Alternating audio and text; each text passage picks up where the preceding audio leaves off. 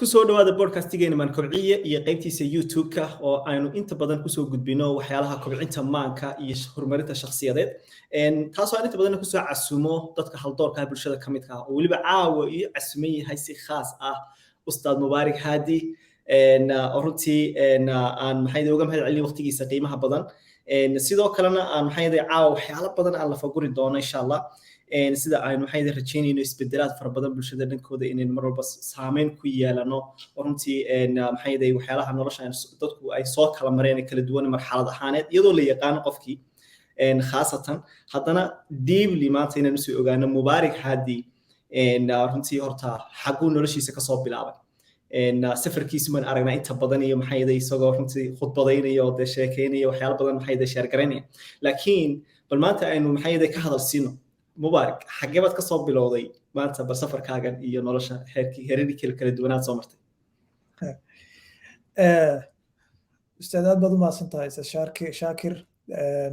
aad baan kaaga mahadnaqayaa fursadan qiimaha badan iyo podcastigan weliba aad noo bilowday maan kobciye walaa inta naga maqan waa maan kobcinta wey haddii dadka intaa laga dhiso wax badan baa noo hagaagaya noloshuna halkaasay ka bilaabataa walaahi safarkaygii nololeed dee dhalashadiidii bay kasoo bilaabatay waqti dheerna way ahayd dabcan qofka qayb weyn oo kamid ah wax kastuu qabanayo marka laga tago qaybta abuurka qaybta ababka iyadana muhiima abuurka wax badan oo aabbaha iyo hooyada aad ka wadato firkiin aad ka wadataa jira waxna waa wax biicada walow anigu dadka aan qabo aan u janjeero dadka qaba in ababka uu ka muhiimsan yahay abuurka wax walba waa la bedeli karaya wax badan baa la bedeli karaya qofka abuurkiisa laga bedeli karaya ama hidasidihiisa waxa ku jira wax badan baa laga bedeli karaya aduu dhalashadaydii Sacuudigan ku dhashay anoo 2 jir meelahaasana la soo tarxiilay 2 bilood anoo jira ayaa Sacuudigan la soo tarxiilay xamar baana la keenay xamar anigoo meelaha 2 sano 3 sano meelaha jira hadana qax nagu dhacay nin weyn baan ahay may dhalinyaradii 90kii ka damba dhashay deetana qixi markuu dhacay Kenyan galnay xariiq qaxootiga ayaan galnay weligay iska active baan ahaa waxyaabo badan oo aanan berigoor ka fikir jirin laakiin inta dambe entrepreneurship arimaha soo galay ii soo baxay baa jiray oo waxaan xasuustaa 6 jirkaygii jalaatada iibin jiray jalaatada ma taqaan absolute ma sha Allah iibin jiray ifoo kale markaan nimi hooyo kale suuqay fadhiisan jirtay suuqan waan gelin baan bedeli jiray anoo 7 jir meelaha 6 jir 7 jira Allah musta'an masaajida eedaanka yaan jeclaa mikrofoonka aad baan u jeclaa yaraanteedii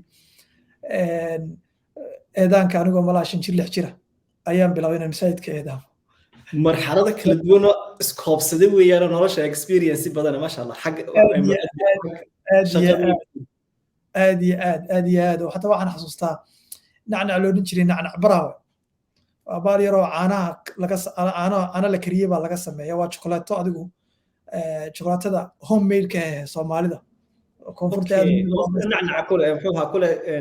xajal wareegan yaro sidii kubadii oo kale u waxaysan waa wax yar inta la leego nacnac adigu nacnac qoriga ku leeyahay hadaanu ka yareyn laakiin kulligii wax weey waa sokor iyo caano la isku walaaqay caano la isku walaaqay sokor baa laga sameeyay sidii cajiin yar baa la koosay tan uu qalala adana baalkaasan in aabay hooyaday ma ogeyn oday sameyn jiray xoolin jiray soo iibi carruurta soo iibi adigana 5 xabaad ku leedahay 5 xabaa cuni jiray marka aduu tan waxaan xasuustaa yaraanteydii inaan jeclaa wax sheegida ilaa 7 xero qaxootiyan soo maray 1991 ilaa 2006 xero qaxootiyan ku jiray xerooyinka qaxootigan waxbarashadaydii iskuulkii dugsigii anigoo yar baan kabiir iska noqday iimaan baan noqday tujin jiray khudbooyinkan akhriyi jiray 13 jir 14 jir markaan ahaa waxaasan anigu dad wax sheegidaasan aad u jeclaa waxaan staa 7 jirkaygii 6 jirkaygii dhowr meelood kale waa ka sheegay waxaan jeclaa caagadihii tooshashkii caaga ahaa ayaan tan dhoobo dhiiqayntaan sameeyo kuuso mikrofoonka u ekeysiiyo afka ka duldule maaragtay u yeelo dulduleelo yar u yeelo ayaan caangiri intaan ku xiran daasadii caana koostiga niyada ayaan intaan xagga dambe kaga xidho waa 2000 waa 90 adigu mid 90s-ki 95 96 meelaha geedka intaan saaraan ku hadli jiray sideen lay maqlayo kale weeyaan tababar halkii ugu fiicnayd baad soo martay imika waxa weeyaan uma baahnayn markaa wax la soo kortay already waan iska jeclaa runtii wax sheegidaas adigu iska jeclaa dhinaca kalena dee qof iska kubadda ciyaara daawada yaraantiidii waan ahaa dhalinyarihiisa isaga dhex jira runtii wax badan oo weyn may muuqan laakiin lirbet weligeyba qof iska different baan ahaa waxa iska unique jeclaan jiray buugta tan iyo yaraanteedii hooyo waxay ku tidahdaa adigoo yar 7 jir 6 jir buug yar baan taad qaadataad wax dhigan jirtay sariirtaada dhinaceeda yara dhigan jirtay laakiin wax difference oo weyn oo arrin weyn oo aan odhan karayo dee maanta maybe meelahaanaad waxaanaad qabanayso wax u ahaa wax saasa may jiro dhalinyaradaasaan isaga dhex jiray walow aan marka halkaasaan kacabay waxbarashadeedii diiniga ahayd teedii maaragtay primaryga xeryaha qaxootiga ku soo qaatay kadib maraykan baan 2006 nimi halkaasaan marka waxbarashadeedii kasii wato jaamacad cilmi nafsiga iyo cilmiga bulshada iyo halkaasaan adigu waxaygii kasii amba qaaday nolosha halkaasi kule kasoo bilaabatay may waxa weeyaan safar aad u qurux badan runtii oo maan arkin weli dee safar sidan oo kale ah imika waxaan rajaynayay inaad ila wadaagi doontid waxyaalihii markaad dee soo weynaatay samayn jirtay laakiin ilaa yaraantaadii baad soo martay maasha allah taasaa iyaduna cajiib marka waxaan odhan karnaba waa wax yacniga dee hibe ahaan aad u lahayd marka loo eego aad iyadana practical kusii samaysay waa hibada qudheedu ma soo baxdo ilaa iyo intaad adigu qodhadu aad soo saarayso hibadaadu inay kuu shaqayso ما شاء الله marka taa qudheedu wax weeyaan iyaduna waa waxyaalaha cajiiba marka xilliga kadib maxay yaday goormay kugu dhalatay marka inaad istiraahdo bal maanta akhris baad samayn yacniga akhriskaaga inaad bilowdo oo kale caadi ahaan maktabadaadii ugu horreysay ee intaad garacsatay sad wallahi akhriska ma wax ii fudud ma ahayn wax akhrisku iimuu fududaan jirin berigii hore un wadada dheer ee dhalinyaradu soo wada martay waa isku duruuf baan soo wada marnay dhalinyaro weliba inta Afrika ka timaada ama dunida saddexaad iyo dunida labaadba ka timaada in badan oo kamid ah systemkeena waxbarashada keenay inaan wax akhriska aan inoo fududaan waad aragtaa meeshan aad joogto Yurub aad joogtaa Mareykan baad joogaa ilmaha inta yariin baa xitaa buugta akhriska la bara anaga inta buug text buugna loo dhiibo ayaa loo jiray imtixaan baan ka qaadaya soo diyaariya marka cilaaqada aan buug la lahaynba afwan cilaaqada aan buug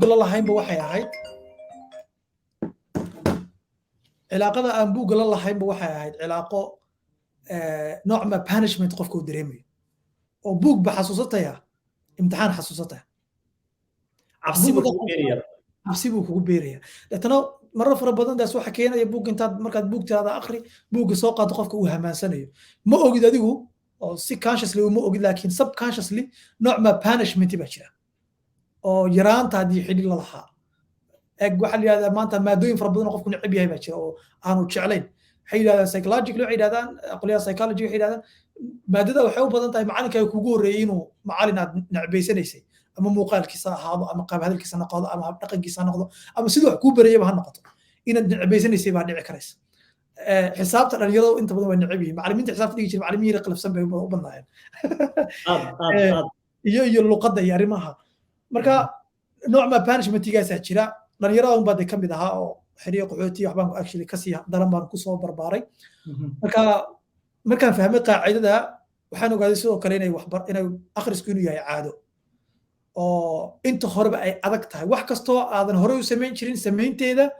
resistance gudeed iyo iska caabin gudeed baa jirta oo ku riicaysa wixii kaa celinaysa oo caajis waa interesting maaha inaad buug intaad qaadid soo qaadatid akhrisid aadan xiise marka hore aadan u qabin mawaadiicdeedu ku cusub tahay waxaad noloshaada ku horumarinaysa ay tahay xiise badan ma jiraan maantana dee waqtiga maanta aan noolahayna qofku wuxuu la qabsaday stimuluska faraha badan ee social media oo nagu wado postiyada yareeda qofku akhrinaya maanta markaad la qabsato way adag tahay inaad xataa maqaal akhriso iskana buug intaad meel fadhiisto inaad akhriso because waxaad u baahan tahay wax degdega oo instant gratification buu qofku u baahan yahay marka waxaan ogaaday inay wuxuu caado tahay caadadii markaan samaystay markaa wixii ka dambeeyey bay halkaasuu ka bilaabmay wax aqriska waxaan xasuustaa muddo 7 sano ku dhawaada oo buug ay taalay oo aan buug fara badan ilaa 200 buug aan haystay aan waxba aan akhriyi jirin marka soo daacan buug inaan soo qaadan aan ka caabsi jirin iska dhigi jirin sidaa maanta dhalinyaro fara badan oo kumanaan oo ila soo xiriira sababta aan book club kan u sameynay fikradii book club aan u sameeyay in qofku group helo buugtii la akhrinayo accountability ay jirto waana mid ka mid ah istiraatiijiyadaha qofku uu caadada akhriska uu ku samaysan karay marka yes muwaaragan maanta maybe wax akhriska dhalinyaradu ku yara majeeranaya oranaya walaa waxbuu akhriyaa ma ahayn qof wax akhrisku uu fudud yahay oo dhib badan ba culays aad u fara badan baan ka soo maray ilaa ana caadada samaysto waan wax dhalinyarada haddana kula talin ilaahdo qof walba oo doonaya inuu wax akhriyo caado inuu caado ka dhigto wax akhrisku waa caadadaas oo samayso absolute marka imika tusaale ahaan oo kale waxaan oran karnaa caadada marka la dhisayo runtii ma hawl yara iyadoo qudheedu qofku sidii uu noloshiisa u noolaa uu siraado hal mar bedel matalan akhriskii oo aad mar kaliya aad u soo guuri doontid 7 sano kugu qaato ma sahlanay iyadoo qudheedu maxaa ka mid ahaa marka challenge-yada kaa hor yimi akhriska intii muddadii aad ku dhex jirtay horta challenge-gu waxa weeye buugaad jeceshahay oo doonaysa inaad akhriso danaad akhri karin oo markaa soo qaadato waad seexanayso ta ugu adag bay ahayd ta labaad waxay ahayd marka ay taa isugu kaa biirto deetana waxaad isku arkaysaa nooc maa qof wax akhriska ku fashilmay oo ah mushkilad weyn marka oo kalsoonidaadii iyo self esteemkaagii iyo self imagekaagii iyo qofkii aad doonaysay gaab weyn uu u dhaxaynaya marka self idealkii aad suureysanaysay qof wax akhriya inaad noqoto iyo self imagekaagii maanta ninkan ku fashilmay markuu buug soo qaataba seexanaya gaabkaa markastuu weynaadana waxa weeye dee xitaa kalsoonidaadii ayay saameyn ku yeelanaysaa oo xitaa laga yaabo inay xidhiir la yeelato waxqabadyadaadii kale iyo nolosha iyo ku dhacyadii waxyaaba badan aad jeclaan lahayd inaad isku daydo wax kasta waxay saameyn ku yeeshaa wax kasta oo noloshii saameynaysa wixii horumara saameyn bay isku wada yeeshaa marka meel kamid noloshaada kadib dhacdo dee waxa weeye waa bar kugu taalla waa calaamad kugu taalla aad og tahay kalsooni darro meelaad kaaga yaraa timaado weeyaan marka laakiin ma garanayo su-aasha inay su-aal kugu xigta ay tahay laakiin maalinkii aan ogaaday wuxuu inay tahay habit inay tahay habitkana si aad u samaysato aad u baahan tahay waxyaabo kaa caawiya maalinkaas ay caqabadaha faraha badan ay hor yaalay ay upside down noqdeen oo haddii kalsooni darro shalay iga haysatay inaan wax akhrintu igu adag tahay maanta waa qayb identitygayga ka mid ah oo marka dee waxaan isku arkaa qof akhriyaa ah waana mid ka mid a processka actually hadduu doonayo qofku inuu caado samaysto ama uu doonayo wax inuu noqdo ama qabsado waxa iyada waa inuu isku identify gareeyo waa inaad tirahdo qoraa baan ahay haddaad doonaysa inaad wax qorto waxbaan rabaa inaan qoro keliya it's not enough waa inaad tirahdo qoraa baan ahay waad u dhaqanto sidii qof qoraaya ganacsadaan ahay waa inaad u dhaqanto sidii qof ganacsada ah waa inaad matashid aabbo wanaagsan baad tarbe inaad noqotid waa inaad say wanaagsan aabbo wanaagsan baa inaad noqdo waa inaad matashid horta marka hore aad tiraahdo intaadan matelinba ma mateli karaysa waxaadan arki karin waa inaad horta tiraahdo aabbo wanaagsan baan ah marka kadibna aad aabbo wanaagsan siduu u dhaqmaya aad u dhaqanta dee marka identity yeelata iyo habkii iyo wixii oo dhan identity waxaa la yihahdaa book baa jira la yidhaahdo atomic habit waxyaabaha beriga hore aan caadoodka laga aqoonin uu kusoo kordhiyey waxaa ka mid ah in identity inuu qofku ka dhigto waxa uu doonaya caado inuu ka samaysto maalin walba haddaad tirahdo weyd baan iska ridayaa waad iska ridi karaysaa oo maanta 20 kiilo waad iska ridi karaysaa adigu si fiican baad u garanaysaa ustaad waa shaqadaadii weeyaan intaas qof baad arkaysaa iska riday laakiin ilaa maalinka uu yidhaahdo waxaan ahay qof healthya oo lifestylekiisii quruxdiisa ka fekera ayaan ahay maalinkaa unbuu waxaan kaloo dhan shaqaynaya haddii kale waxaa weydka iska rido dib haddana u laabanaya weyd kaloo soo koraya yes waa inuu bedelaa yacniga habka uu ah inuu keliya miisaan dhimis yahay laakiin uu yahay qof caafimaad inuu u noolaado lifestylekiisii waa identitygaaga marka waxaa laga yaabaa inuu yidhahdo qofku waxa inaan akhriyaan rabaa wax akhriska uu jecel yahay qofka dabcan dhalinyarada wada jecesha inuu akhriso laakiin ilaa aad tirahdo qof akhriyaa baan ahay identityga ilaa aad samaysato way adkaanaysaa waxaa laga yaabaa intaad buuggii xitaa bilowdo mara dhowr buuggii 2 buug intaad akhriso nolosha hawlo badan bay iska leedahay dib aad markaa caadadii kaaga yara waxaysanto kaa khalkhal u yimaado deetana haddaadan aanu jirin lifestylekan ama qofkan shakhsiyaddan identity aanay samaysnayn way adkaanaysaa inaad tareenka dib u soo korto absolute aad iyo aad waayo waxaan anigu qudhayda ku dabaqi karaa oo aan maxayday in badanna arkayba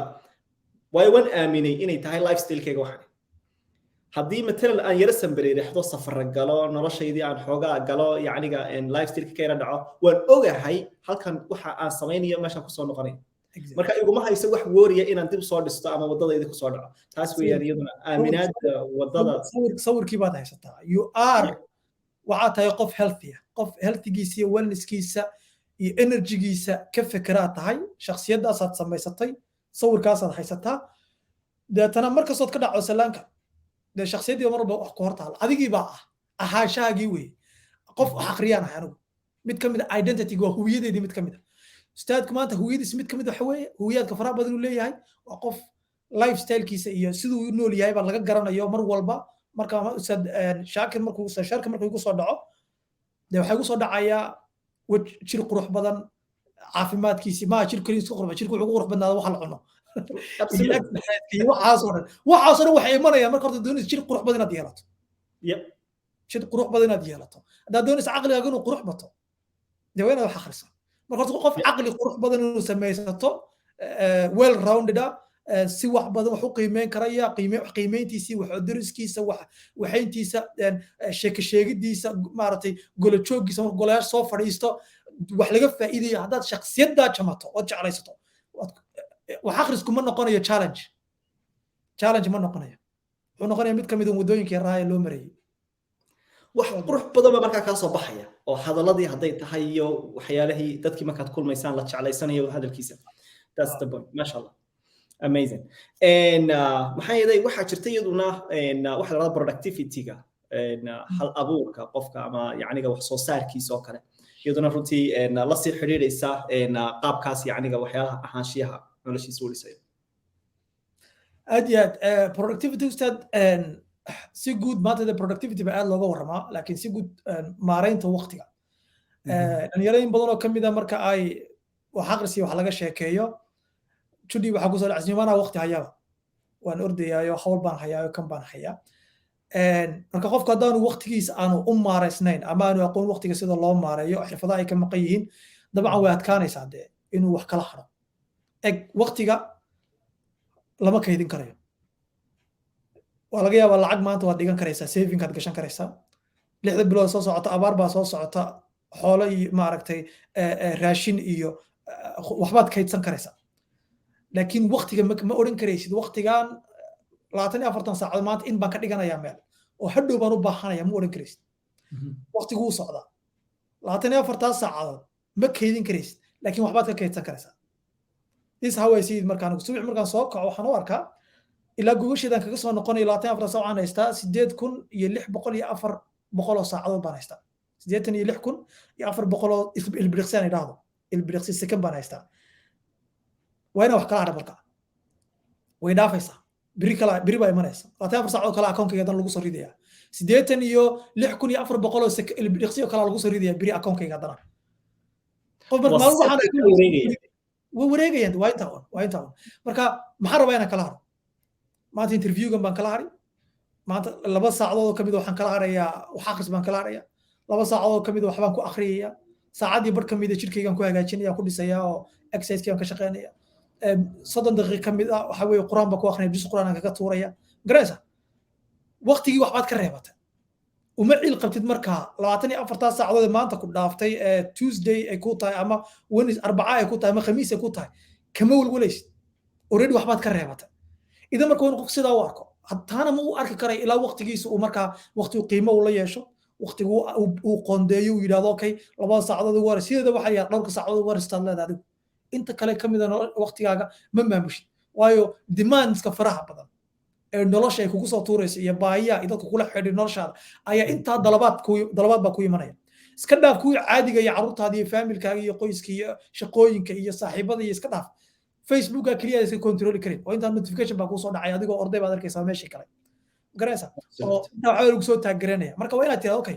dhowrkaas saacadood ugu horeeya 5 saacadood ugu horeeya block time inaan samaysto iraahdo 2 saacadood waxaan ku qabanaya saacada waxaan ku qabanaya 3 daqiiqo waxaan ku qabanaya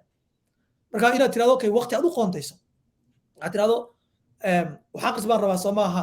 salaada subax markaan soo kaco hadduu ilaa yidhaahdo waana wax mid wanaagsan weeyaan in caado haddaad doonaysa inaad samaysato caado hore aad lahayd ku lifaaq haddaad doonaysa maanta inaad orodo markaad shaqada ka timaado alaabtaada kusii taalo meel aad ka arki karayso sii dhigo kabaagii iyo dharkii aad ku hordila sii dhigo xidho markastood shaqa ka timaado marka waxaad xasuusanaysaa inuu orodkii kugu yaalay akhriskoo kale salaad subax markaad soo kacdo oo kale waxaa odhan karaysaa salaada markaan tukado waxaa ku xigtaan akhrinayaa kitaabkaan soo qaadanaya ama quraan akhris ha noqdo ama buug kale ha noqdo taasaan samaynaya marka caado horood lahayd baad ku xidhiirinaysaa way ka fududahay marka in marka aadan dee caado hore aad lahayd marka waa inaad taqaanid wax kastoo doonaysa noloshaada inaad qabato ilaa aad waqti aad u qoondayso ood u xidho waxa iyadaa kama gubgaadhaysid marka waa muhiim productivity-guna halkaasuu dee ka imanaya waa wax soo saarkaaga wax qabadkaagi qof wax qabanayaa tahay mar kastoo marka aad timekaagana aad ku fikirto qoondayso qaabayso ahdaaftii aad kaga faa'iidaysan lahaydna waqtiga waxa kaliya lagaga faa'iidaysto waa hadaf inaad tirahdo waxbaan akrinaya waa hadaf inaad tirahdid waan ordayaa oo miisaan baan iska ridaa majiin baan aadaya waa hadaf inaad tirahdid allah mustacaan koorsaan diyaarinayaa waa hadaf inaad tirahdid skillkaasaan baranaya waa hadaf ahdaaftii aad dhigatay unbaad waqtigaada haysatay aadan soo qaadan karaynin ceshan karaynin unbaad ku qaabeynaysaa deetana xaalada waxaa waxsan ka faa'iidaysanaya deetana sidee baa caajiska la isaga waxeeya sidee baa procrastinationka dib u dhigashada la isaga waxeeya sidee baa marka salaanka laga yara dhaco ama wadadii tareenka laga yara baxo dib loogu soo noqda waxaasoo dhan waa xirfado ay tahay in la barto markasta qofku waxa ku dhaca shakhsiyadiisa wax ka baranaya techniques markasta oo qofku uu xirfadihiisa iyo techniqueskiisa iyo tabaha uu ku tafanuno time managementiga waa markasta uu productive noqonayo amazing waayo iminka tusaale ahaan waa sida aad sheegayso xaqiiqatan yani haddaanan hadaf lahayn oo aanan yacniga ahayn qof ujeed leh oo wax u socda ma jirto sababaan waqti uga faa'iidaysta marka ma jirto waxaas markaa waa inaan sameeyaa wax ka mida maanta waa investment iminka markaan doonaya inaan jidhka dhiso ama muscle gaining sameeyo de waa investment aan gelinaya saacad ka mida maalintayda 24 saacadood aan dhex gashanaya waxaa la yidhaahdaa waqtigu 3 siyaabood buu dadku ku soo maraa Ustaad Ibrahim Waaberi buugu qoro la yiraahdo dhabar adeeg kaga waramaya maareynta nolosha buug la yiraahdo wuxuu leeyahay yani qofka dadka sidoo saddex xaalad buu waqti ku soo maraa maruu ka ordayo uu degdegayo oo stress kugu hayo oo caydsanayso maruu ku barbar socdo iyo maruu kugu badan yahay markuu kugu badan yahay waxa weeye dadkan aad aragteen inta badan meelaha fadhiya waqtiga waa dilaynaa kule ama turubka ciyaaraya ama ciyaaraha daawanaya ama waqtigu ku badan yahay waayo haddaad aragto waqti inuu kugu badan yahay waxaad kaga faa'iidaysan maysid hadaf ma lihid goals baad baabi'inaysaa markaa exactly waxaad kaga faa'iidaystaa haddaadan ahayn waad ku ciyaaraysaa dee kugu badan yahay dadka waqtigu ka cararayo ee daba ordaya ee intaa karkabaysan ee biisiga ahdaaf bay leeyihiin laakiin waxaa ku yar xirfadii tabihii iyo techniqueskii uu waqtigan ku maareyn lahaa principleskii uu kaga faa'iidaysan lahaa waqtigan sida loo maareeyo wuu badan yahay waa abundance 24 saacadood buu haystaa sideeba 40 saacadood loo qoondeeyaa sidee ahdaaf loo dhigtaa sidee waqtigan loo maareeya sidee loo block gareeya sidee waxa loo sameeya sidee energyga loo haddaanu faham ka haysan karkabadaasu ku jiraya yes hadaf buu leeyahay laakiin intaa waa ordaya qolada saddexaad weeye marka qolada fikta lama gaadho mar walba laakiin qolada saddexaad waxa weeye waa qolada hadafna way leeyihiin waqtiga sida loo maarayna way yaqaanaan eg dhaqaalaha dadku waa soo galaa dhaqaalaha soo maa haddana inta taqaano sida loo maareeyo unbaa lacagta wax ka soo saarta waa halka la yidhaahdo ma aha waxa ku soo gelaya ee waa waxaad ka weelayso saad isugu qoondeyn lahayd expenseskaaga iyo dakhligaaga iyo waxa kaa baxaya aad biilanayso saad isku qoondayso aad wax uga dhigan lahayd weeyaan tan waa waqtiina waa saasoo kale maareen buu baahay koorsooyin baa laga qaataa sida dhaqaalaha loo maareeyo tan koorsoon bay u baahan tahay iyo buug iyo waxaad ka akhriso haddana markaa qofku marka uu barto taa waqtigu uu barbar soconaya markaa even though aynu ku noolahay maanta nolol zaxmad iyo xawli iyo xawaaro ku socota haddana si kastoo ahaata waxa weeye oon gaarin mar walba dareemaysa uun stresska oo laga yaabo inaad salaanka yara dhacayso laakiin most of the time ma tihid qof waqtiguna ku badan yahay oo dilaya oo cibrigiisii maaragtay isagoo goynaya ma tihid mana tihid qof karkaba iyo diiqad iyo orod iyo maanta oo dhan waqtigii cidhiidhi ku ah iyo wax ka daba ordayo nolosha ku jira maaragtay stresskii karkabada ku jira ma noqonaysid waxaa noqonaysa qof wixiisa u yara balance garaysan yihiin marka hadaaf iyo time management qofka markuu yaqaano waa qof xaaladda waqtigay kusoo maraysa ay tahay xaalad ay degan tahay markaa uu yaqaano siduu iskula falgelin lahaa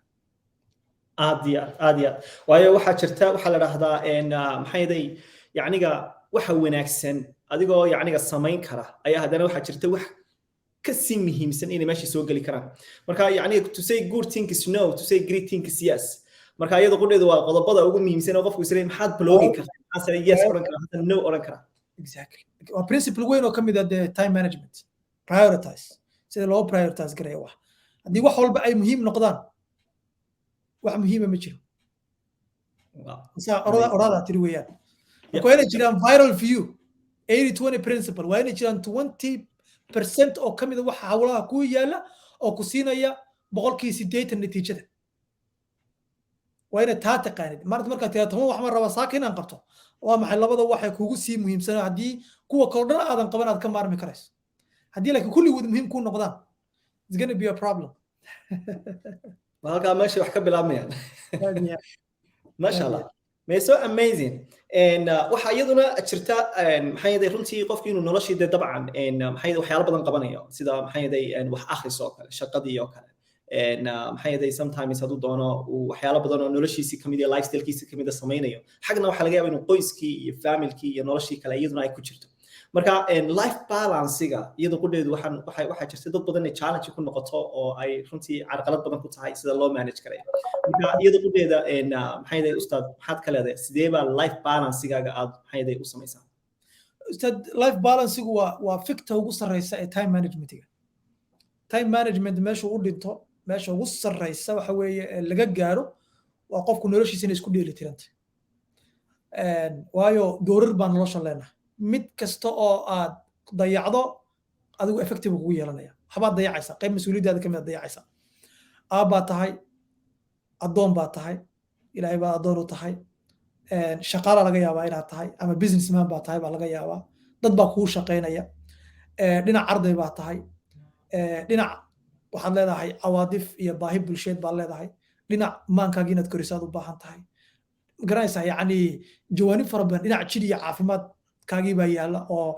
si kastoo lacag iyo hanti iyo waxqabad iyo wax kasta u samayso caafimaadkaaga maalinka u dambaysa dad soo dhacaysid kuma iibsan karaysa hanti kastood leedahay caafimaadkaaga kuma iibsan karaysa marka wixii oo dhan ba waxay u baahan yihin in laysku wada dheeli tiro marka waa fikta ugu sarreysa weeyaan in waxyaaba badan arrimaha qoyska alxamdulilah yani li caruraa noo joogta wax badan oo ka mid ah xaaska ayaan u delegeed karaya waxyaaba badan waa inaad taqaanid okay maxaad adigu kasoo hagaagi karaysaa maxaa lagaaga fiican yahay maxaad delegeed garayn karaysaa oo cid kale aad u igman karaysaa ya culimadii hore dadka hore wax weyn qaban jiray in badan oo ka mid ah carruurtooda xitaa inay homework lagala shaqeeya cid ba u delegeed garayn jirin waxaa la yidhahdaa yani waa inaad lacag bixin karayso waqtigan yes way fiican tahay carruurtaada waqti inaad la qaadato oo adigoo waqti la qaadanaya marar fara badan iyo xaalado kala duwan oo fara badan haddana waxaa laga yaabaa in 2 saacadood keliya casharkaad kula celcelinaysid inay kugu qaadanayso 2 saac oo cid kale lacag sii ha kula celceliso waad iibsanaysaa marka timeka dadka kale in la iibsado waqtigaa waxaad tidhahdaa saacaddii imise anigu isku baygareen lahaa maanta way wada sameeyaan ragga waaweyn oo dhan timekayga maxaan ku baygareen lahaa maanta $50 $100 saacaddayda maxay value intee leedahay saacaddayda waan ku qaban karaya maxaan kusoo saari karaya wax kastoo marka qiimaha $50 ka soo qaad wax kastoo $50 ka yar waqtiga ma gelinayo cid baan siinayaa lacagtaas $30 $40 isaga ay qabanaya wixii muhiimka markaa waxaan ugu qaban karin baa jira ubadkaaga oo kale inaad ka warhaysid mid kasta baahidiisa aad taqaanid la sheekaysatid cilaaqa la samaysid ya iskuulkiisa iyo xaaladiisa ka warqabtid arrimahaasoo cid kuma qaban karayso waa arrimo khaasa weeyaan laakiin in casharka lagu celiyo cid baa ku qaban karaysa ujeeda marka in wax aad delegation ku samaysid oo aad xaaska hadday iyadu business womankii ay tahay aaboo kale wax maaragtay wax oo dhan waxay ku xidhan tahay communication wada hadal qoysku haddaanu wada hadlin ka wada hadlin arrimaha u muhiimka ah qof walba riyooyinkiisii halka u socdo wax caqabadaha ku ah layska horleexin laga wada sheekaysan aan saaxiibo la noqon is going to be very tough marka wax badan bay lamaano isku qaban karayaan wax badan bay saaxiibo isku qaban karayaan wax badan baa dad kula collaborate garanaya wax ku qaban karayaan anyways delegationku waa mid ka mid ah arrimaha ugu waaweyn actually maanta delegationku automation baa la sameeyaa maanta magaalada haddaan ku noolahay Jeff Bezos wuxuu ku leeyahay headquarterkii ugu weynaa maaragtay businesskiisa Amazon waad garanaysaa 100,000 oo qof oo shaqaysa halkan joogta 100,000 oo qof oo kale waxa laga yaabaa inay Hindiya iyo China joogaan wuu delegate garaya Microsoft sidoo kale marka waxaan ka wadaa dadkan waaweyn dhan waxyaabaha ay ku wanaagsan yihiin waxqabadkooda lacagta u keenta xuwe in dadka kale maadaama aad waqtigaagii aadan beeqaansan karayn oo aadan kaydsan karayn oo marba wuxuu ku soo araadoran karin meeshan ii taala birrin wax ku qaban doona inaad dadka kale waqtigooda xitaa iibsan karaysid waa laga yaabaa inaad maanta aadan iibsan karin oo heerkeeda aadan joogin laakiin sideebaad walaalaha hawlaha ku yaalo kale walaalaha saaxiibada garanaysa ugu delegeed garan karaysa aad oran karaysa hawsha liga fududeeyo hawsha liga fududeeyo urad baa tahay hawlo badan baa ku sugaya hawlo guri baa kugu soo baxay sidee baad u oran karaysaa hooy yaaba hebel baan arrintan u tababaraya isagaan u dhiibaya isaga hawsha iga fududeeyo ka qabto dad yani waxyaabahaas oo anyway delegation waa muhiim si guudna waqtiga inuu ku beeqaansan yahay garanaysa dadaan garanaynin adigu marka hore qof waqtigiisa ilaaliyaad aadan ahayn de malagula fahmayo dadku walaarsa kuma fahmayaan time block ma samaysan karaysid ma dhigi karaysid adigoo la ogyahay inaad meelaha iska fadhiisto oo waqtigaaga beeqaamin ama ilaashan ma oran karaysid maaragtay waqtigayga walaa waqtigayga ilaashanaya waxa ma qaban karayo lagama akhrisanayo waa lagu ogyahay waa lagu ogyahay waa in adiga lagaaga markhaati loo oran karayo walaa hebel uu mashquulsan yahay waxa aan ka furdaamin ogyahay waqtiga inay adiga kuu xidhan tahay inaad busy tahay hawlo aad ku mashquulsan tahay wax qabad aad leedahay wax soo saar leedahay waa in la ogyahay marka waxaan ka wadaa arrinta life balance-ku delegationku wuxuu ka qaataa qayb weyn oo ka mid ah life balance-kaaga in waqtiga marka aad ku qabato adiga waxa marka kuu muhiimka ah wax kastoo kaleba qurxin karaya oo xataa waxyaabaha dadka xataa ku delegate garaynaysa xataa value-geedi keeni karaya xataa inaad samaysan karayso og tahayna doorarkaaga nololeed iyo doorarka kala duwan ee nolosha inaad mid walba ay shaqo kaaga baahan tahay akhlaaqdaada shaqo kaaga baahan tahay fikirkaaga iyo maskaxdaada kaaga baahan tahay laxawiyadaada inaad waxay kaaga baahan tahay ruuxdaada inaad qoyso kaaga baahan tahay allah mustacaan jirkaaga inaad ka shaqayso kaaga baahan tahay meelaha anigu aan kulitay ka mid tahay marar badan waan isku ilaawaa coachna aad u leedahay runtii coachna aad u leedahay waxyaabaha ustaadkuna shaqooyinka waaweyn uu qabta maanta runtii ay ka mid tahay inuu hawlaha ka shaqeeyo jaanib walba waxa laga yaabaa jaanibkii maskaxdan ka shaqeynaya oo dhalinyar sidii fikirkoodii iyo wacaalkoodii iyo xogtooda loo sameyn lahaa ustaadku wuxuu ka shaqeynayaa sidii maaragtay jaanibka jireed iyo lifestyle iyo qofku siduu maaragtay caafimaadkiisa uga wadaadku waxaa laga yaabaa jaanibkii ruuxaani uu ka shaqeynaya mid kale xagga kala shaqeynaya oo inuu ka mid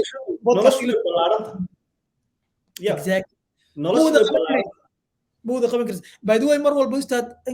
markastoon wax fahmo waxaan soo ogaanayaa inaan u baanahay maanta noloshu zaxmadeeda aad bay u badan tahay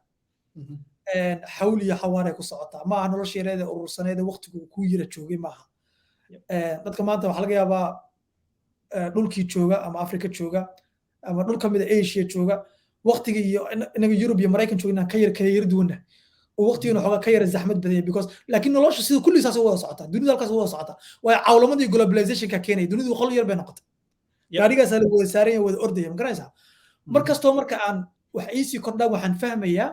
noloshu inay ballaaran tahay dadka aan ku wada daydo in badan oo ka mid aan ka arkaa xitaa researchka loo sameeya maanta mawduucu doonayo dad la jeediyo researchka loo soo sameynaya waa adigu wixii oo dhan u wada qaban karaysid sidee baa researchka lagu sameeya coach researchka kuu sameeya waa inaad hesho mid caafimaadkaaga kaa coach kareeya waa inaad heshid mid maaragtay habfikirkaaga iyo maxaa la yidhahdaa business mindsetkaaga iyo waxaaga kula dhisa inaad yeelato coachas kala duwan inaad leedahay oo jawaabta diiniya oo khaas oo de xagaas waa inaad haysato aad ku taxan tahay oo wax ka qaadato oo aad mararka qaarkood markaas aragto xataa aad si kale u mashquulsan tahay aragto inaad yara qalbigaagu soo yar waxaysmayo aad ku xidhato la hadasho tiraahdo caawi khushuucdaada keliya waxay u baahan tahay training bay u baahan tahay marka inaad coachas kala duwan qofka uu yeesho haddaanu awoodin maanta inuu coach samaysan karayo wax bixin karayo xitaan ogeyn inuu leeyahay ugu yaraan meeshu ka bilaabi karayo waxa weeye in jawaanibta kala duwan dadka ku wanaagsan mid walba jaanib ku wanaagsan inuu isku hareereeyo oo mid walba halka uu ka weheshado uu kala ka weheshado exactly mid walba wuxuu kaaga horay ka wehesho wax badan buu ku ka caawinaya mentorshipka la taliyaha nololeed waa waxyaalo laga maarmaan yacniga ah mar walba noloshii waxaan xasuustaa yacni markaan nolosha waxyaalo badan aan la soo hirdamayo kale inaan mar walba waxaan aad u tabi jiray kamid ahayd mentorshipka qof i caawiyo oo somehow meelaha aan ka liito kale mar walba iga tusaaleeya maxay yahay taana markaan bulsho ahaan u eego community oo kale way igu yareed inaan helo markaa xilliyada aan joogay laakiin maasha Allah maanta dad badan baa soo baxay de mubaarak kamid yahay oo dad fara badan marka iyadana ka waran bal mentorshipku saaxad intee leegu mar walba qofku baahi ahaan muhiim ugu tahay noloshiisa inuu helo ustaad maanta mentorshipku aad uu maanta muhiim u yahay mentorka ama ha ahaado mid aad buugtiisa akhriso oo kaa fog kursooyinkiisa qaadato videoyinkiisa daawato ama ha noqdo mid dhintay oo waa hor dhintay oo kutubtiisa aad akhriso maanta ragga de mentorka iyo ah nolol iyo geeri qasab maaha miday noqotaba ha noolaado ama ha dhinto oo qof waa hor dhintay ha noqdo laakiin de dhaxalkiisii iyo kaydkiisii uu kula yaalo jawaanibtaad doonaysa day ku xiran tahay mar walba mentorshipku aad uu maanta muhiim u yahay eg ustaad guusha sideedaba haddaynu idhaahno 1 ilaa 10 1 ilaa 10 1 2 3 4 5 6 ilaa 10 dhabanka iyo kisiga dadku way nala fahmayaan malayna inta dhabanka inta kisiga inta odds-ka iyo inta even-ka haddaynu idhaahno kasoo qaad inta kisiga ah waa 1 3 5 7 9 somaha furaha guushaada haddaynu idhaahno waa intaas oo laakiin uu naga qarsoon yahay saddex mid baad marka saddex heer baad ku gaari karaysaa guushaad ku gaari karaysaa either maalin walba waad imanaysaa furihii codekii baad garaacaysaa 1 5 waad tijaabinaysaa isku day baad samaynaysaa halkan it's a long way intay kugu qaadanaysa ma ogid maalinkay isuu ka hagaagayso 1 3 5 7 9 aad dhag intaad siiso aad wax kuu furmayaan ma ogid tan labaad waxa weeye inuu ilaahi subxana watacaala kugu ilhaamiyo oo albaabo kuu furfuro taana ilaahi subxana watacaala cidduu la doono ayuu siiyaa marka ugu fudud aadna aad predict garayn karayso kana adag tahay waxa weeye midda qudwada iyo mentorshipka meel walba aad doonaysa inaad u dhaqaaqdo waxaa jira cid kaaga horeysa oo waxan ugu yaraan 3 sano 10 sano 20 sano 30 sano kaa horeysa jirta maxaad doonaysaa horta yaa kaaga horeeya oo fiilkaa ku jira 1 2 3 iyaga circle-kooda gal siday kuu qaadataba haddaad maanta xitaa kaa fog yihiin lacag bixi koorsooyinkooda qaado buugtooda akhri maxay kuu samaynaysaa godad fara badan oo aad geli lahayd ku dhici lahayd bay kaa waxaynaysaa rag badan oo saaxiibaan leeya baa jira oo aan garanayo $10,000 bay ku bixiyaan si ay uga mid noqdaan master groupska ama master classyada ay bixiyaan dadka dee horumarinta nolosha oo kale fikta sare ku gaaray mentorship daday ku galaan maanta qofka sheekh ibn Baz iyo ibn Uthaymin iyo imaam sheekh Albani markay culumta noqotay xagga qofka maanta fadhiyadooda ka qayb gali jiray iyo qofkan ka qayb gali jiray la qayb gali jiray isku mid maaha طبعا waaba lagu qiimeeyaa qofkaasi fadhi hebel buu ka mid ahaa fadhiyada yaakil wakaa maanta cid kastoo dhaqaaqaysa aragtaan saaluna ay lahaayeen baa jirta hadraawi iyo gaariye iyo cabdi qays iyo maaragtay macalin saciid saalax axmed ragga isku malkay ahaayeen circle bay ku jireen iyo maaragtay yamyam iyo isoo qabar gowre idaaja rag is og bay ahaayeen qofba waxa kale uu soo qoray akhriya la socdaan maasadu soo saaray yaqaana silsiladii maxaa loo jiray siilay xaggay ka curatay dugsigii waxay ka curatay la foolay ka curatay halkaasay wada joogeen gaariye iyo hadraawi iyo macalin saciid saalax axmed iyo halkaasay wada joogeen circle bay lahaayeen bal maruu cajta aad u jeclaysto gaariyo kale wuxuu ku leeyahay mari hore marka waa qayli jirnay buu yiri moogta marka midharka inoo soo har haddaan xitaa meelo kala duwan ku qayilno midharka noo hara waxaan samayn jirnay buu yiri waxaan yeelan jirnay wax la yiraahdo kulan gaar ah oo aan ku falanqeyno dhacdooyinkii maanta iyo waxyaabihii noo baxay iyo wixii aan halkan uga ambaqaadi lahayn meel ka caamka jira dee oo aad u adag oo indhaha la isku hayo oo oto meel walba ay socotay ahayd moogta tan way isku yimi jireen feedback bay kala qaadan jireen haddaad eegto qodobkan by the way waxaan ka sheekeyn karayaa 2 saacadood soo socota maanta scientifically way u jirtaa xitaa waxa la yiraahdo waxa jira the age effect waxa la yiraahdaa jira barigoor waxa la ogaa in la aaminsanaa in meesha ayda ah ee jiqda ah ay tahay meesha ugu diversity-ga badan laakiin markii dambe waxaa la ogaaday in meel kasta oo isaga kulmaan laba ecosystem meel kasta oo kulmaan ee diversity ugu badan tahay ecosystem waa maxay meel safaana ama ka soo qaad saxara meel saxara ah dhul saxara ah iyo biyo meesha ku kulmaan bad meesha ku kulmaan ama meesha ay ku kulmaan hawd iyo dhul saxara ah meesha ku kulmaan laba ecosystem oo kala duwan meel kasta ku kulmaan waxa la ogaaday diversity fara badan inay jirto ya diversity fara badan inay jirto oo yani la ogaado laga helo xayawaano kala duwan iyo noolayaal kala duwan xataa dhir hadday tahay wax kastoo noolo ah inay diversity fara badan in laga helo taasaa marka waxaa lagu eegay nolosha kale caadiga ahay raggan maanta teknolojiyadda hadday Jeff Bezos noqoto maaragtay ninka la yidhaahdo raggan ka waaweyn weliba Bill Gates Steve Jobs raggan waaweyn oo dhan hadda teknolojiyadda hogaaminaya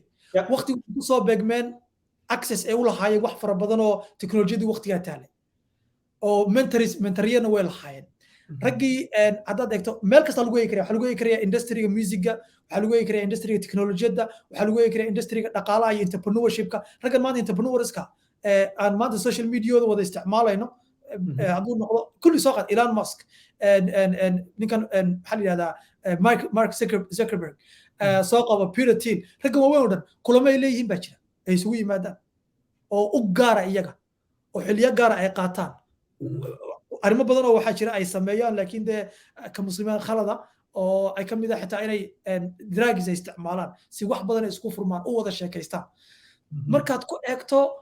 jaanib kasta markaad eegto raggii cilmiga psychology-ga Vienna degan tahay instaado aad baan u ogaa saaluun ay ku kulmi jireen baa jira ninkii la odhan jiray Freud iyo Carl Jung iyo raggii la midka ahaa aasaasayba dee cilmiga maanta meeshuu joogo cilmi nafsiga keenay anyways ama circle-kaa ka mid noqo ama access u yeelo meesha dhacdooyinka ay ka socdaan ay kala duwanaan variety fara badan ay isaga timaado halka ugu quruxda badan ee aidiyooyinka ay ku dhashaan ay ku umulaan waa halkaa maskaxdu ku qaraxdo adduunyadu ku furanto haddaad eegto suugaanta Soomaaliyeed aad ugu fiirsadaa afar rac baa jiray oo ugu saameynta fikta suugaanta Soomaaliyeed eegto afar qaybood ama saddex qaybood baad u qaybin karaysaa qaybtii ugu horreysay waa qaybtii gubo darga gubo ku jiray Salaan Carabi Ali Dhuux Ismaaciil Mire Qamaan Bulxan Sayid Maxamed Cabdulla Xasan kulli access bay isku lahaayeen taaka isku la socday qof kasta baasad uu soo saarayo everything way isku la socdeen rag is og bay ahaayeen maxaa ka soo baxay dee hal abuurka aad aragtay baa ka soo baxay nin walba nin kale waa yaqaanay qaar ilmaadeerey ahaayeen qaar habro wadaag bay ahaayeen inkastoo deegaamo kala duwan iyo qabaa'il kala duwan ay ka yimaadeen rag access ku leh bay ahaayeen oo isla socda maanta inaad ku hayso indhaha aad ku hayso dadka dhaqaaqaya oo dhan laftigeedu waa qayb mentorshipka ka mid ah indirect mentorship weeyaan yaa fiilkaaga ku jira yaa dhaqaaqaya dhalinyarada dhaqaaqaysa waa hayo waxaan ka warramayo waa sir weyn by the way waa sir weyn oo rag badan oo garanaya aad waxa weeyaan waad firda baxday masha Allah yacniga meelaha maxay qodbadahaaga intaan dhageysanay weli kumaan maqal weliba si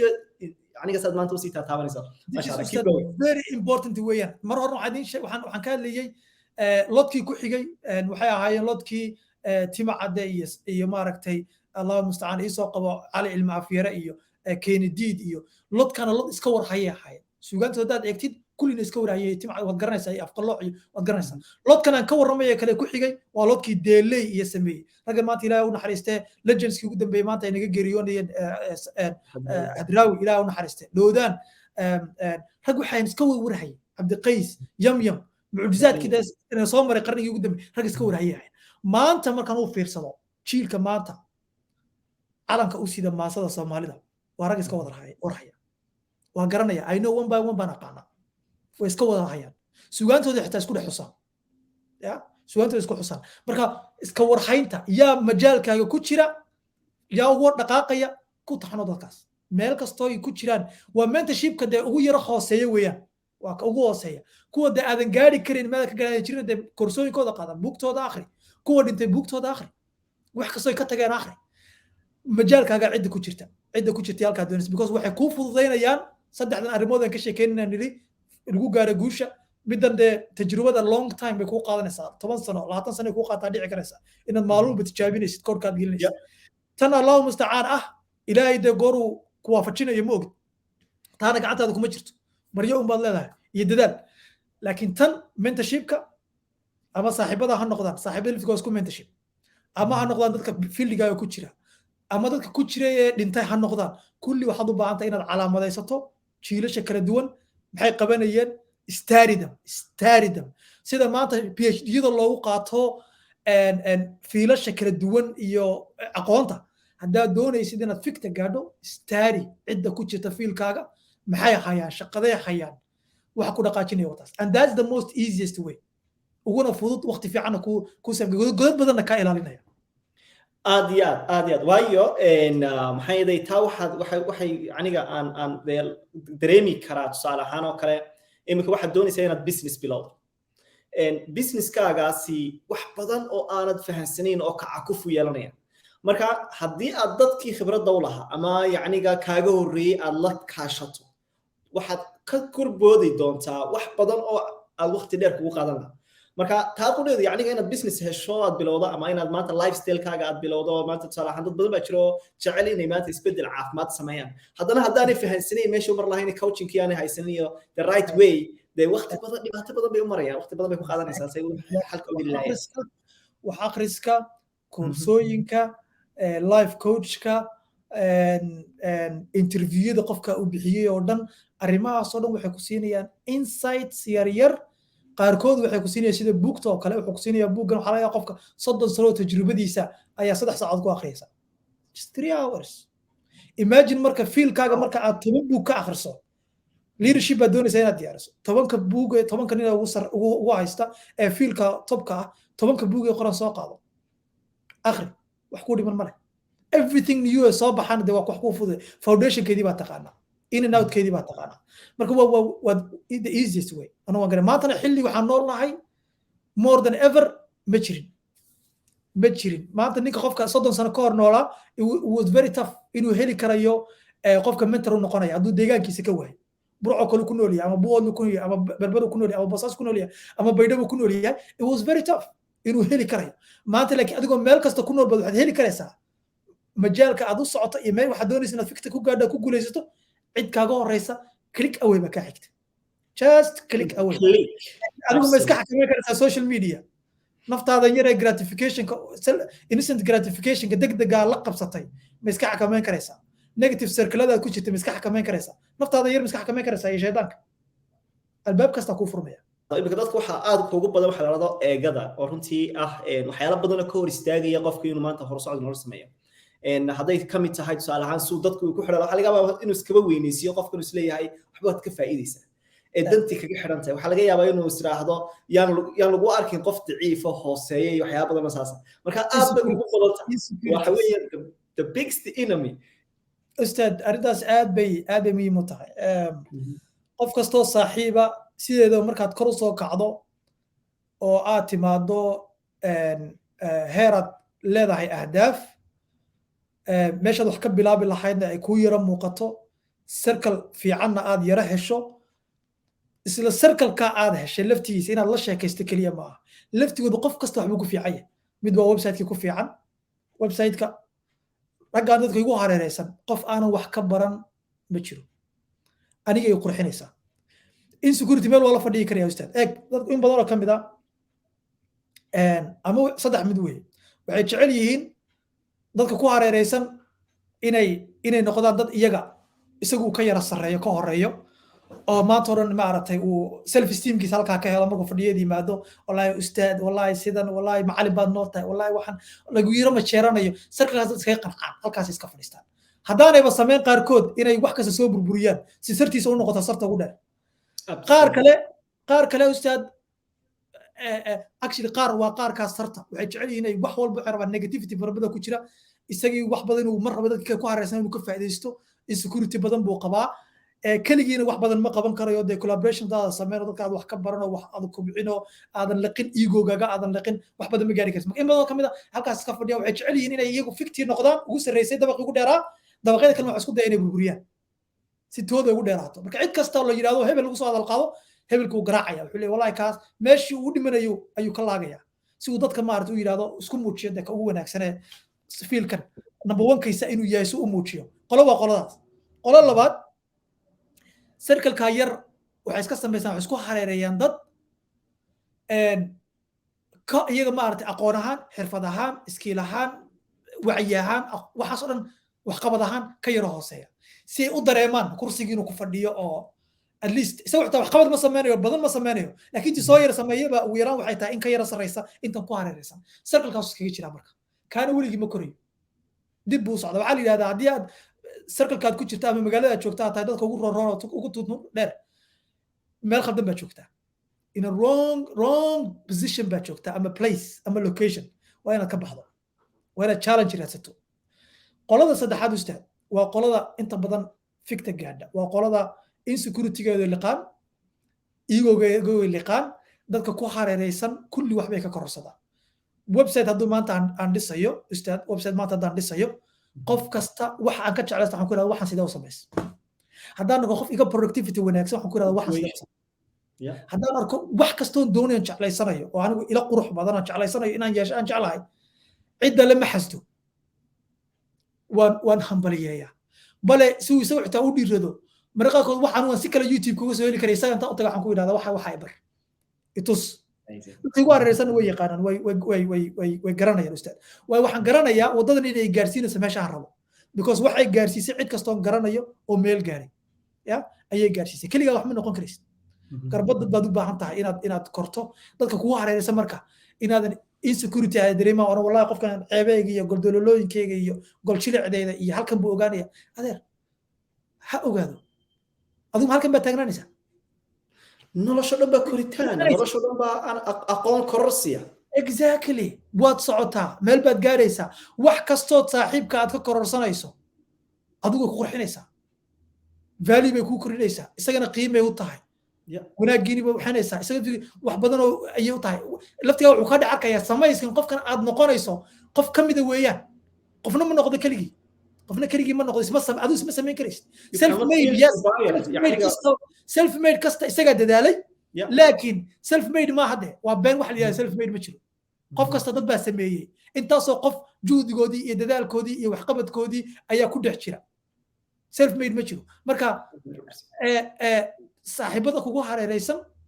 wax ka baro haddaad aragto saaxiibadaada inaanay wax badan ku dhaamin oo wax kugu kordhin karaynina iyagoo waqtiga la qaadanayo oo waqtigaaga ka beeqaansanaya qaar badan oo ka mid ah kuwa cusub soo kordhi every 6 months waa inaad soo kordhinaysid sheekh every 6 months haddaan circle-kaad ku jirta haddaan marka qaarka waxa laga sheekaysanaya aanay ku baqdin gelinayn oo uncomfortable aada dareemayn you're not in a good circle 6 bilood ka hor waxyaabahan raggaan samaystay asxaabtaan samaystay 6 bilood ka hor waxay ka sheekeynayeen waxay uga ahayd Greek waxaan dhahdaa that's a Greek to me balaa qola maraykanka ingiriisi Greek-ga ku adag baan u malaynaya that's Greek to me ama that's Chinese to me Chinese bay ugu tahay yani Chinese dama garanaysid maanta waa madmadow halla ku yaqaan waxaas madmadow saasay ugu ahayd laakiin la sheekaysiga la sheekaysanaysid wixii soo yara baadh la yara soco naftan xakamee runtii 6 bilood kadib waxay ka sheekaysanayaan adaaba laga yaabaa in marqad kuga horeyn karaysid waxbaad miiska xitaa keenaysaa oo iyagu aanay ogeyn baad kusoo daraysaa adna waxba laga faa'iidaya marka noloshu waa sidaa un waa jaranjaro haddaad maanta doonaysa sallaan inaad kortid dee sallaanka aad ku taagan tahay kuma geynaya meesha aad doonaysid ka ku xiga waa inaad kortid ka ku xiga saad u kortidna waxay u baahan tahay pressure ka duwan kaaga yacni haddaad iska taagan tahay sallaanka xabadda qoriga aad ku taagan tahay ama ka labaada noqdo ama ka saddexaada noqdo ka haddaad iska taagan tahay waa caadi tahay ka labaad ka saddexaad ka koreeya ama ka afaraad ka koreeya saad u kortid energy baa kaa baxaya baqdin yar baa ku galaysa ama baal kula soo siibtaa baad ku galaysa it's normal the only way aad fikta ku gaaraysa waa kaa marka uncomfortable nimada iyo in la dareemo egogana la liqo iyo qabka waa qof kibir waad maqli jirtay culimadu aad ugu warami jiray qof xishmad qof kibir labadaba wax ma bartaa hadda waxa aad doonaysid oo dhanna waxa weeye adigoo wax kaa baxsan wey dad bay kaaga xidhan yihiin ma leedahay marka inaad egoga intaad liqdo aad odhan karaysa arday koofiyadda arday waxay dhahdaa yacni koofiyada badan qofku waa inuu yeelan karayo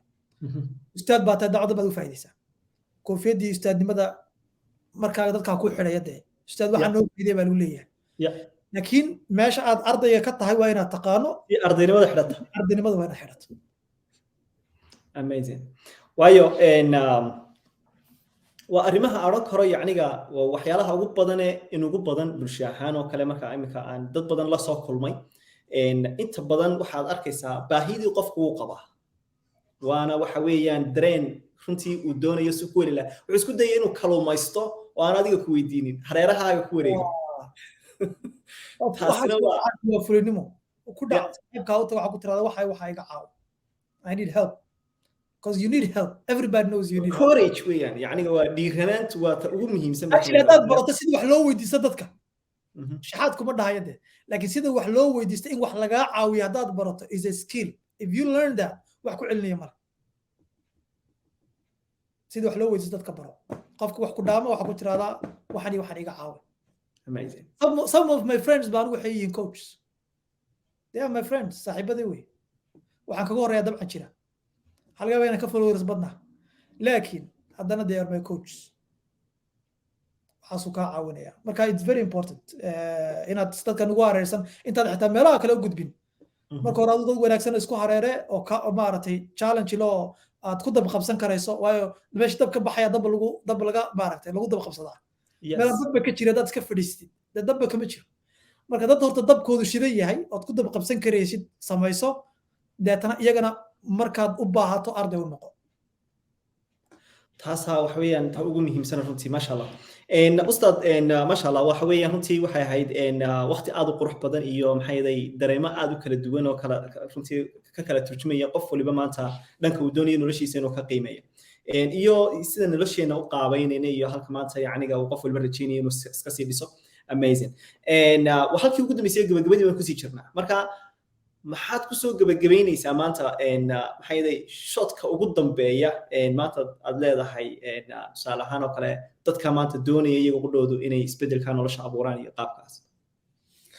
ustaad aad baad u mahadsan tahay aadna waan ugu faraxsanahay wada sheekaysiga hope inuu value ku kordhiyo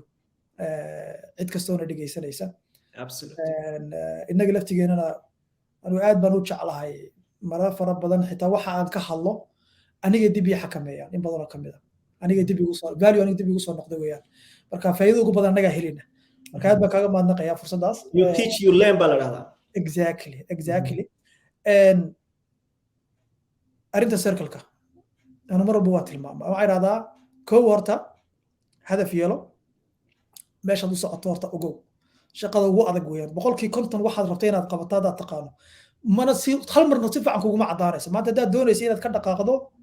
magaalada aad joogtid magaalada kugu xigtana u dhaqaaqays ka soo qaad waxaad ka baxaysaa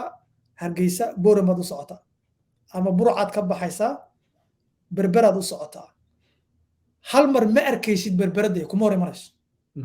berber kuma imanayso laakiin aad berbera doonaysid waad arkaysaa wadada dheer markaad korto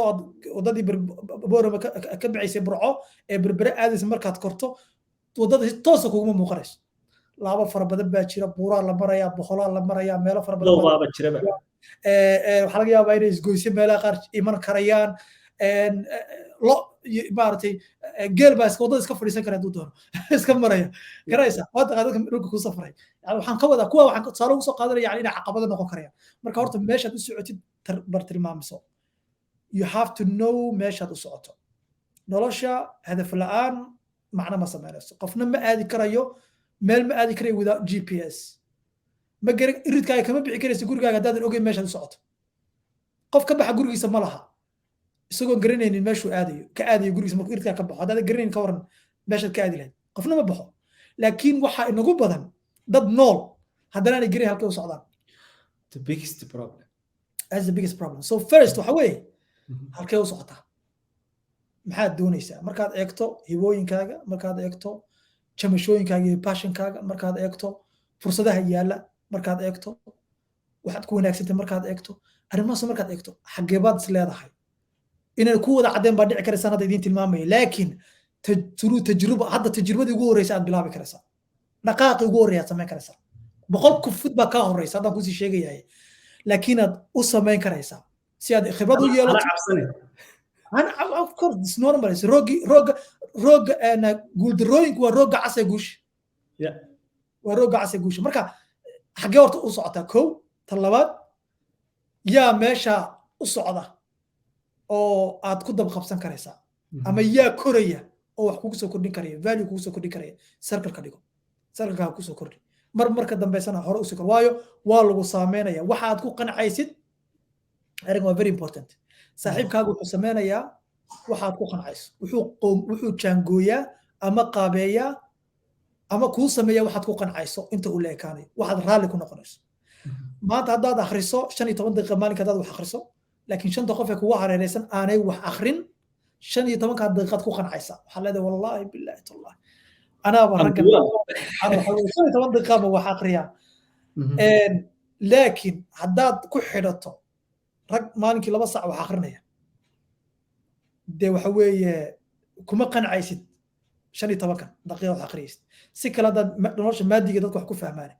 haddii bishii $200 aad samayso dadka kugu hareeraysanna ay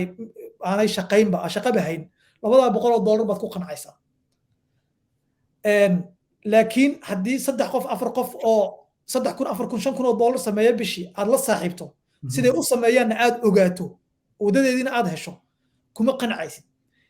$200 waxaad ku qancaysaa 5,000 iyo wax ka badan baad doonaysaa aad dalbaysaa yaa qanaacadaada sameeyey adigu ismaada bedelini